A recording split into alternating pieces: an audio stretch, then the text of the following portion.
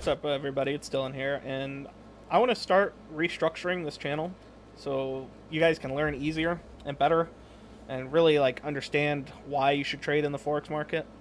Because I think everyone should. Honestly, I think everyone should have a good concept of how your markets move. Maybe you don't trade in Forex, but you should definitely trade in stocks or something, to make passive income along the sides. I shouldn't say trade, invest. You should definitely learn. But to invest, you need to understand how the markets move. And that's what I'm going to go over in this video today. And we're going to restructure this. We're going to start making a series or sections, chapters, whatever I want to call them. I'll end up finding a name for them. And this first video is going to be how to start trading in Forex, okay? So let's get to it. Okay, what is the Forex market? The Forex market is just basically foreign exchange. You're trading one pair to the other. So if I wanted to short the euro, and I think the value of it is going to go down, and the value of the USD is going to go up, you would be putting a position in like this. So if you're a news trader, for example, like that's what you would be doing. Vice versa, if you think the value of the euro is going up and the value of the dollar is going down, you would be putting in a trade like this. Okay, that is a long position. The other one was a short position. Okay, that's basically what Forex trading is.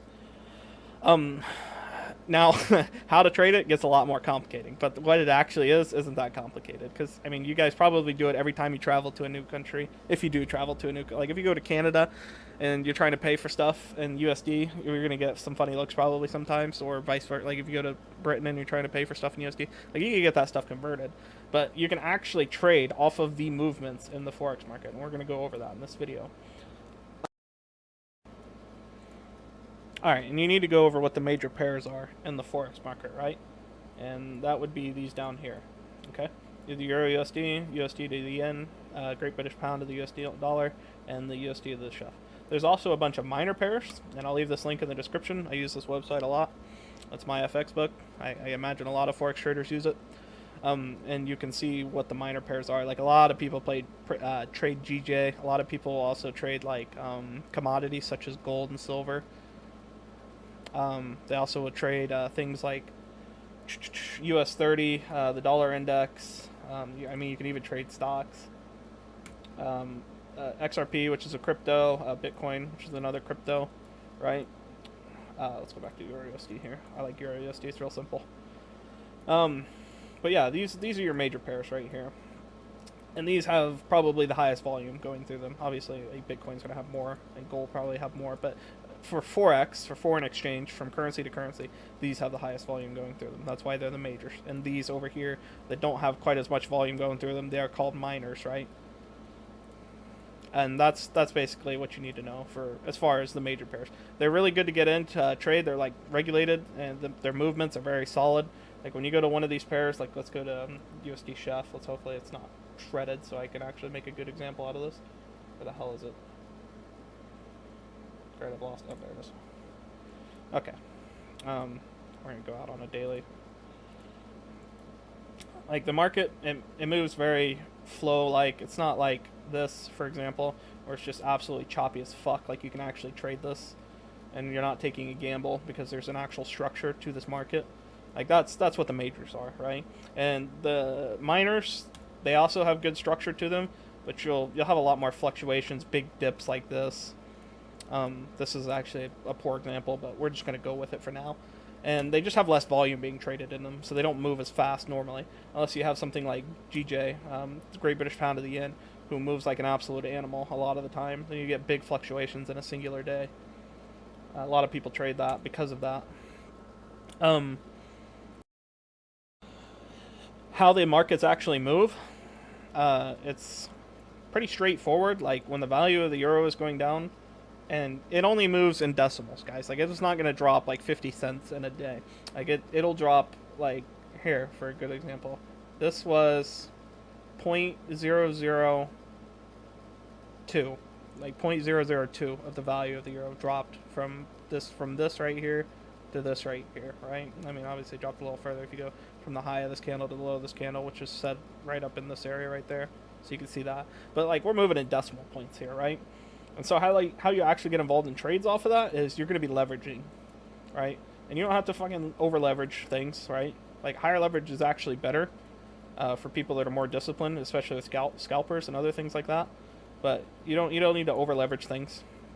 but you will be trading with leverage. If you don't know what it is, Google it. All right, it's not that complex, but you should Google it. Put a little work into this journey. So right here, this stop loss, this whole entry to stop loss, this is 14.4 pips. I specifically use a calculator to calculate this, so I don't have to do everything by hand, right? So this would be 14.4. Say this is your account balance. You want to risk 1%, let's say. You calculate that. That would be your stop loss right here, okay? That will go into here. I'll make a new video on how to use MetaTrader 4 in case you want to see it. There's several of them out there. We're on fucking Bitcoin right now. Hold up. Where in the hell? Oh, there it is. Okay. And this is what you put into the volume. Volume is lots, okay? Just so you guys know that. This will be your stop loss, your take profit, which you can also get straight off a trading view. It's really important to know. Like, so you can be exact with your prices, right? There's your profit level. There's your stop loss. You can take that. Oops, I just cut it, I think. That work? Awesome. Okay, there's your stop loss. If you want to do a pending order, right? There's a nice little freaking chart on Google. I'm going to open it up here. All right, shebang. All right, this is a buy stop versus buy limit orders, right? When you want to add a buy stop, you're putting it above price. When you want to add a limit order, you're putting it below price. So if you think price is going to go in and then back up, you would put a buy limit. If you think price is just going to go up, you would put a buy stop, right? And a lot of retails use this to trade. Like they'll hedge their positions, for example. Like say like right here, right? For example, this is a good head and shoulders. That's a retail pattern that they're taught to use to sell.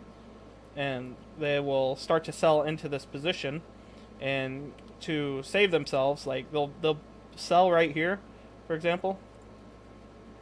Say your sell is like right in here, your stop loss is above this, and then they'll put a buy stop right above here. So if price goes hits their stop loss, and they will immediately hit their buy position, and they will hedge into that. And obviously, like price is going to be right here where their entry was roughly, so they're not going to lose anything. That's the idea behind it, at least. So if they're selling and the sell goes wrong, they're immediately into a buy position. That's what buy stops and sell stops are for. And the vice versa, I use pending orders a lot. It's for things like this, where you think price is going to come down into it. You can have a pending order sitting here waiting for it. Price comes in, bam, hits it, and it starts to trade back up. And that way you're like in it. You didn't have to sit there and watch the market all day. You're just already in the trade. And that's what a pending order is for. I should mention that spread can cause you to not get into your pending orders. And spread can also trigger your buy stops and sell stops. So you just need to keep an eye on that. And also, when you're in a buy position, your position will be taken out by the actual price movement. So like what I mean by that, like you have spread, obviously. Let's go over here. Okay, this red line right here is your spread line. This line right here, this is your actual price line. Okay, the white line, that's your actual price line. If this line hits your sell position up here, right? Like say we have a sell, right? We should get on Bitcoin, shouldn't we? Open a sell. There we go. If that red line that was above price line hits this stop loss, it will stop your trade out. And vice versa, if you have a buy position open, or I guess I already have one open, if price hits your stop loss, it will stop your trade out. Okay, so that's just a good thing to know. So the wider the spread is, the more likely your sell position is going to be taken out. So that's just something to know when you're getting into Forex trading. Not a lot of people know it, or not a lot of people acknowledge it at least, but it is something to keep in mind. I'm just going to move this down here. Let's go back to the EURUSD.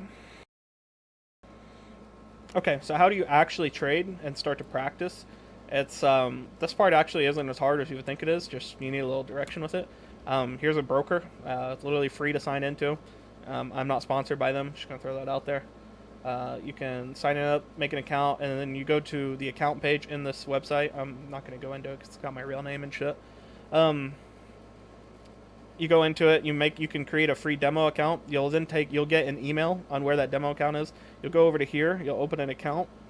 And you'll go down here and you'll add your broker in, which you'll just type in whatever it is. So Prosperity Demo, you'll type that in here. It'll add it for you. Then you'll go to next. You'll come over here and you will log into trade account. It'll pull this thing up right here and you can log into that trade account. Okay, that's not hard. Real straightforward. It's actually so simple, but just nobody talks about it. So I figured I'd go over it. I will leave this link this link and this link in the description, by the way, for you guys. So you have that information. You also should definitely 100% make a TradingView account. There's no reason not to have one. Like, it is so clean to look at. You can do markups, and like, I literally trade through TradingView. Like, this is the only thing I do with MT4 is I execute my order. Like, everything else, I literally I trade straight through TradingView. Okay, it's just so solid, to be honest with you. Like, I couldn't imagine trading through anything else, to be honest with you. It's so clean. You can literally customize whatever you want on it. I'm not a rep for them or anything, but like, it's literally just the most solid program I've ever used in my life. Like, everything's clean on it. I've never had any issues with it. Price is never lagging behind MT4. Like, there's no issues with it whatsoever. So yeah, definitely get TradingView. And once you have your demo account, you need to actually start backtesting. And backtesting isn't as easy as a lot of people would like to think it is. Like, you'll actually lose a lot of your trades backtesting. Because you're just not looking at your overall view of price normally. So to backtest, I mean, you just go to a random point in price here, right? We'll just start here. Like, for me to backtest, like, I would notice these equal lows right here to start off with. Actually, they're not entirely equal. And then there's this massive order block right here. And I'll go over this on a later video. You don't have to trade this way. You can definitely trade retail way and make just as much money off of this. Like up here on a lower time frame, this area right here was probably a head and shoulders that retail probably got involved with, right? Okay. So I noticed this order block here. Okay, so this order block did not break this low. That's good. That's good to see. That's good confluence. Price didn't break this high either, though. So that's also something you need to pay attention to. But price also created these three equal highs right here. So I imagine that this liquidity is going to get stomped out, right? And we're just speaking from theory here. Like, I could you can go back in price. This is probably the best way to do it. And just do that. I already know what's going to happen over here, so unfortunate, but whatever. We're just going to use it for the example. I don't want this video to be 50 minutes long. Okay, so yeah, you see an order block form here. Price trades above it. The price took out all this liquidity right here, right? And liquidity is basically just the swing highs and swing lows of the market, right? And equal highs, because on a lower time frame, this looks like a nice double top for retail. So they're going to start selling into this. So price is going to want to take this out first, which is the double bottom on low. And then this is a double top on the lower time frame. So price is going to want to take that out soon too. So once it's taken this out, hasn't broken this low right here, and this order block formed, I'm good to assume that I can buy somewhere off of this order block. So you get a long position out, I would go to the top of the order block, put my stop loss at the bottom, and aim for these equal highs, right? And I mean, you can see how price played out because we were already looking at it. But price, wait, did it trigger my thing? Yeah, it did. Okay, we're good. Anyways, we're at the top of this. Okay. And that's just one way to backtest, right? And then you can just go back and forth with it, right? So what does price do again? Okay, came down here, tested this order block, right? Formed a new order block. So you could probably get involved in another trade, like right in here. And maybe this one will work, maybe this one won't. Hopefully it doesn't work, so we can just fucking get a bad example of me losing. I don't remember what price did up here. It probably isn't going to go much higher since it already took out these equal highs, but let's see. Let's say we aim for a freaking, let's say it comes down here, and we aim for a 1 to 2. Alright, I'm going to play that out. Okay, so price actually never hit it until right here, came back, stopped me out. So you lost on that trade, right? And now this becomes a breaker block. You could trade it on the backside. I mean, you could see when price broke below this, it was a breaker block. You can trade right back up into this, and this would be a short position now. And you could be targeting these equal lows down here that price made, which it probably does run to them or very close to them. Okay, maybe it doesn't. Oh, there it goes. Okay. So yeah, price took out these equal lows. That's how I would backtest. There's several other ways to backtest. I never really learned the retail method, so I don't know it that well. I just know what I'm looking for. Like, I know trend lines. I also know, I should probably close this out. I have good examples over here. People using ascending triangles, channels, equal highs, equal lows, or they call them double tops and double bottoms. And other things like that, head and shoulders, which I labeled out earlier for you. Like, that's just good ways to backtest. And retail methods, they do definitely work, otherwise people wouldn't trade them. So don't discourage it. Like, if you end up finding a retail method that works for you and you can make a lot of money doing it, don't let this video discourage you. I just happen to trade smart money, and I enjoy trading it that way, so I'm not going to talk shit on retail. Like, there's definitely retail traders that are richer than me out there, so I can't really talk shit to them. But anyways, yeah, that's how you backtest. I probably just slammed a lot of information down your guys' throat there, but rewatch the video if you need to. Play it in 0.5%. I don't care. Just get the information because you need it, definitely.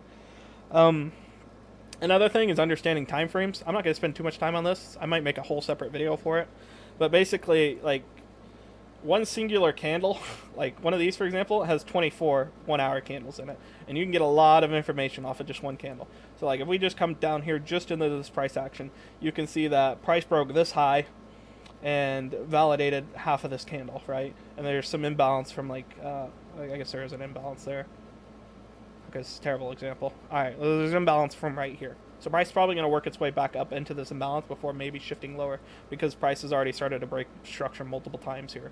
So price is probably going to come back up into this area, hit this imbalance, and then come back down. But on a lower time frame, you can get even like more confused, right? You can get down into here, and you can see that price is breaking structure multiple times to the top side, which actually feeds into your confluence that price wants to get back up into this area. But there's also an order block right here that price could just be testing. Market's closed, obviously, so we're not going to know this until, Monday. But there's an order block here that price could just be testing. But I think if price was going to test this order block, it would have done it before close. So there's a good shot that it's going to go trade higher, which is why I have this buy position here, by the way.